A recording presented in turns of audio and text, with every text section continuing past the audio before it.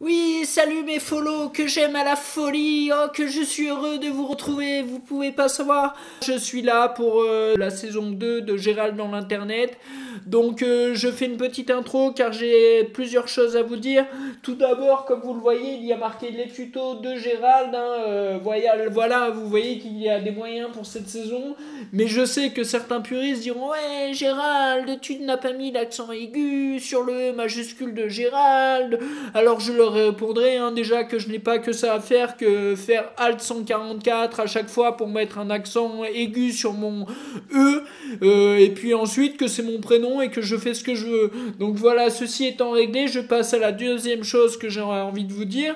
C'est que bon, vous voyez, il y a eu presque 11 mois entre la fin du dernier tuto et ce nouveau tuto. J'en ai profité pour me remettre en question, pour méditer, pour toucher le fond, pour mieux remonter. J'ai voyagé, j'ai beaucoup voyagé et à un moment je suis allé à Cuba, qui est une petite île pas très loin des États-Unis. Et un soir, un Jean que j'ai rencontré, qui était très sympathique, m'a dit Gérald, moi je m'appelle Ernesto, toi tu t'appelles Gérald, ça fait Ernesto et Cheche, donc Ernesto Cheche Guevara, je t'aime bien. Il m'a dit viens Gérald que je te paye des desperados et qu'on boive des coups. Donc on a bu des desperados, on a fumé des cigarios et puis on a refait le monde et au final on est arrivé à ce constat amer que la vie était quand même désespérée et sombre. Et puis on s'est dit qu'au final l'amour triompherait, que ça on en est sûr.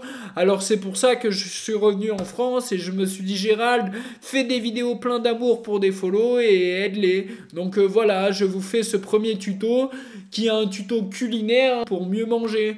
Donc voilà, tout de suite, générique. Les tutos de Gérald, ils sont indispensables. Les tutos de Gérald. C'est reparti mon kiki.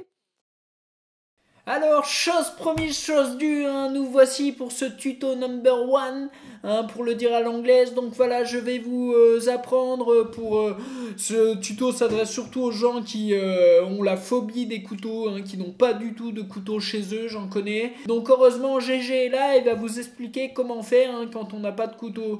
Donc par exemple, pour cuisiner, vous décidez de couper une carotte, la croquer avec la bouche et puis recracher les morceaux, c'est pas très hygiénique. C'est pourquoi j'ai inventé quelque chose. Pour ça, il vous faut une carotte, comme je l'ai dit. Et il vous faut une paire de ciseaux. Et donc, vous mettez le ciseau ici. Et hop, vous appuyez. Et comme vous voyez, cela marche. Vous coupez la carotte sans avoir à utiliser de couteau. Donc ceci est très pratique. Mais je vous vois venir mes petits follow, vous allez me dire GG, tu es bien beau avec ta carotte, mais elle est toute fine, c'est pas très dur de couper ça avec une paire de ciseaux, n'importe qui aurait pu le faire. Mais c'est là où mon tuto intervient, car regardez, là je prends l'exemple d'une butternette par exemple.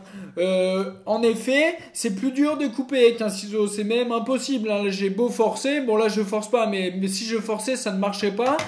Alors, comment fait-on dans ces cas-là quand on n'a pas de couteau? Eh bien, j'ai de nouveau la solution. Pour cela, vous allez prendre ce qu'on appelle un tournevis. Ça, c'est un tournevis plat, puisque là, j'ai besoin d'un tournevis plat. Et vous allez dévisser à cet endroit sur le ciseau, là où il y a la vis. Donc voilà, je dévisse.